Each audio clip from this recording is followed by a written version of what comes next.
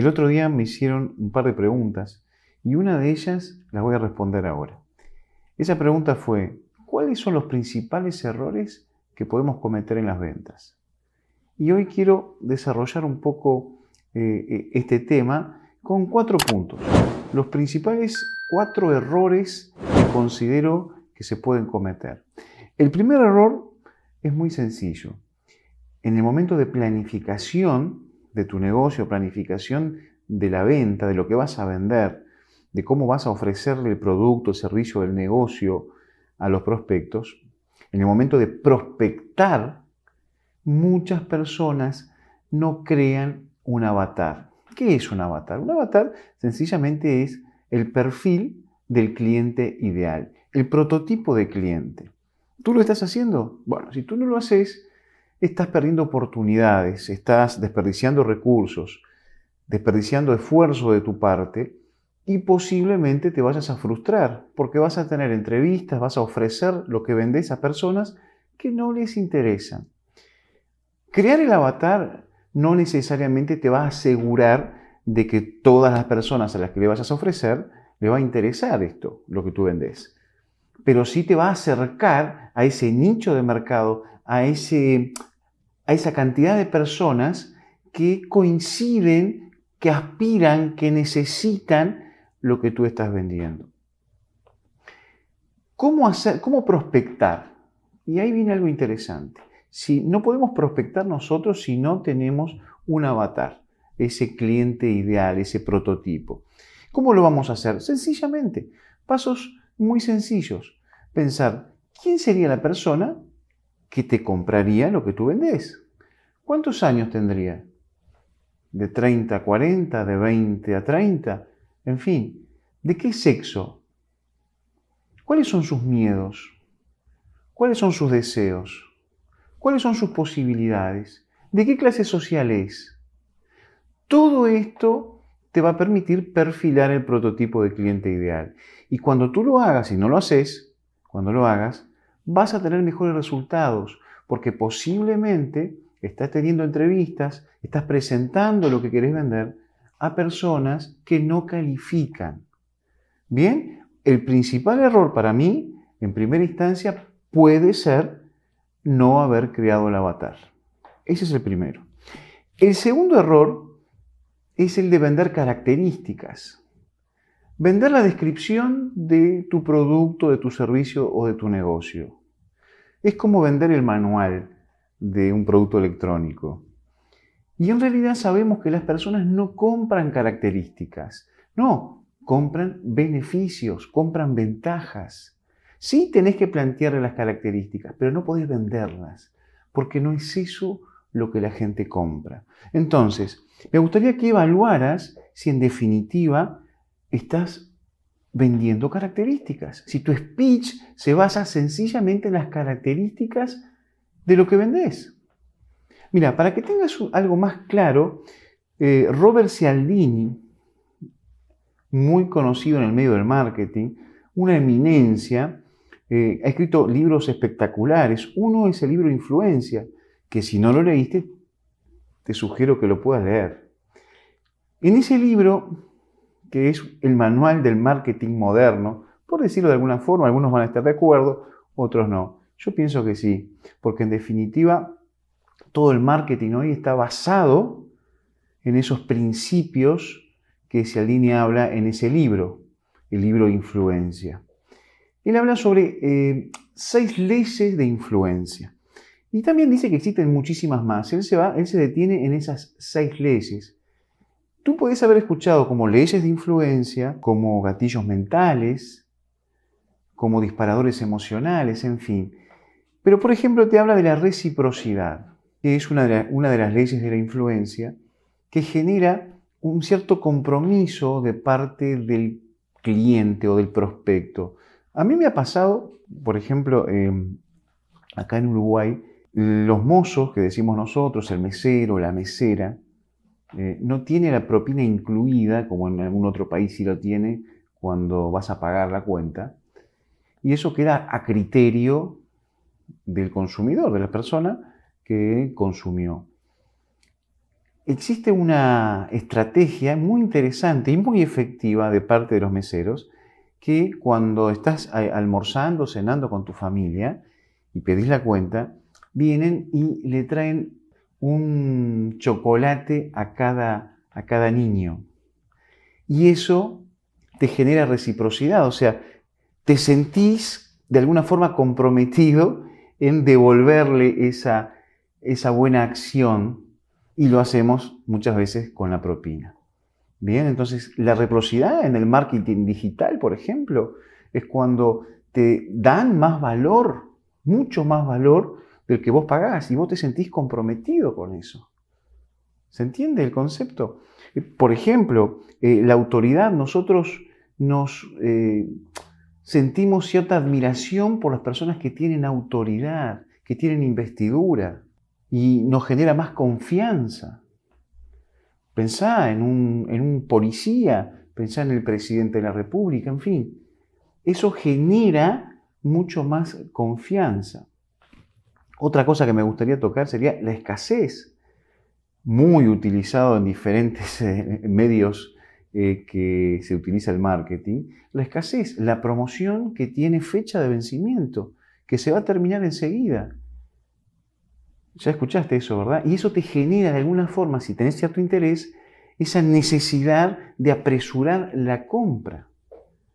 Bien, el consenso social, por ejemplo, la prueba social es uno también de los gatillos mentales de las leyes de influencia que son muy fuertes. Es cuando de repente vas a almorzar a un lugar y ves un restaurante vacío y al lado hay un restaurante lleno. ¿En cuál entrarías? En el lleno, porque consideras que ya está validado eso. La gente, si hay más gente ahí, es porque es mejor. ¿Qué tiene que ver eso todo con los beneficios? Es que el comprador tiene un tinte emocional. Sus decisiones son de alguna forma emocionales, aunque no se dé cuenta, aunque después pueda justificar esas decisiones desde el punto de vista lógico y racional. La emoción juega un rol importante. Eso termina diciéndote Cialdini. Por ejemplo, Simon Sinek, creo que ya escuchaste hablar de Simon Sinek, uno de los libros muy interesantes que escribió es La clave es el porqué, ¿verdad? Da un ejemplo en ese libro muy interesante, que en el 2001 Steve Jobs, cuando presentó el iPod original, en vez de describir sus características, tantos gigas, la conectividad, esto y lo otro, lo resumió en una frase espectacular: 1000 canciones que la podés llevar en tu bolsillo. Eso son beneficios. Así funciona la mente del comprador. Tú puedes describir que ese iPod original tenía 5 GB, se conectaba a esto, a lo otro, la capacidad de memoria, en fin. Pero sin embargo, lo emocional, y muy bien descrito por Steve Jobs, 1000 canciones en tu bolsillo. Entonces, ¿qué quiero decirte con todo esto y con alusión a estos libros? Que básicamente las personas compran beneficios. Sí, se informan de las características, pero compran beneficios y ventajas. Es eso lo que tenés que vender.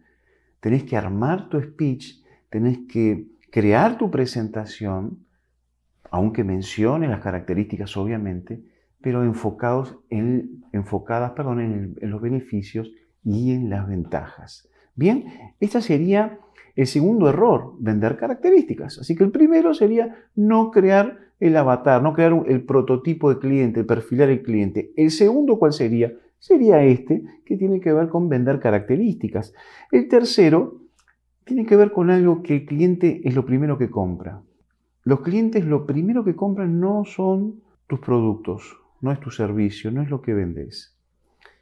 Compra tus miedos, tus inseguridades, tus complejos, tu ansiedad. Eso compra el cliente. ¿Te ha pasado tener entrevistas y salir frustrado, estar nervioso o nerviosa, ansioso o ansiosa porque vas a hablar con determinada persona que consideras que es muy importante? ¿O considerás que esa venta es fundamental? No se puede escapar el cierre, sí, tenés que cerrar, que eso va a definir tu carrera. Bueno, quiero decirte que nada de eso existe. Eso está todo en tu cabeza. Y suele suceder mucho con los novatos en la venta, que la ansiedad, su ansiedad, los traiciona. Y cuando el cliente, te entrevistas con el cliente y él se da cuenta que estás ansioso o ansiosa, estás inseguro o tenés determinados complejos que lográs transmitir, el cliente compra eso. Y si compra eso, no compra lo que tú vendes. Espero que entiendas porque es muy importante. Y más si estás comenzando en el mundo de las ventas o si hoy no estás teniendo resultados, evalúa tu nivel de ansiedad. ¿Será que no estás vendiendo tu ansiedad, tu inseguridad en vez de vender el producto o el servicio? Eso es muy importante tener presente. El cuarto punto, que creo que es uno de los grandes errores, es que mucha gente expone, en su presentación expone y no propone. A ver, vamos a profundizar un poco más en eso. Exponer significa describir, puedes hacer una excelente presentación, hablar del producto, del servicio, del negocio que vendés, y te suena lindo, salís conforme porque la verdad te mandaste una terrible presentación, pero no vendiste. No vendiste porque no propusiste. No vendiste porque no sos proactivo, sos reactivo. Y eso es muy importante. La persona proactiva en la venta está proponiendo, está constantemente avanzando, está tomando pequeñas decisiones, está haciendo que el cliente pase al próximo nivel. Y el que expone sencillamente le cuenta algo y espera la respuesta del otro. Y obviamente, y en todos los años que tengo de venta y de entrenar equipos, ese es uno de los principales errores. El ir a contarle al otro lo que estás haciendo, pero no proponer en la entrevista. Tú conoces las etapas del proceso. Tú sabes cuál etapa viene, cuál es la siguiente y cómo lo tenés que llevar al cliente a esa próxima etapa, a esa próxima pequeña decisión. Él no sabe. Si tú esperas por él, van a quedar en un círculo, en un ciclo vicioso de te cuento y él que te escucha. Bien, entonces, si lográs entender que el método que tenés que usar en tu presentación tiene que ser propositivo, tenés que proponer. Si bien vas exponiendo, vas proponiendo, ¿no?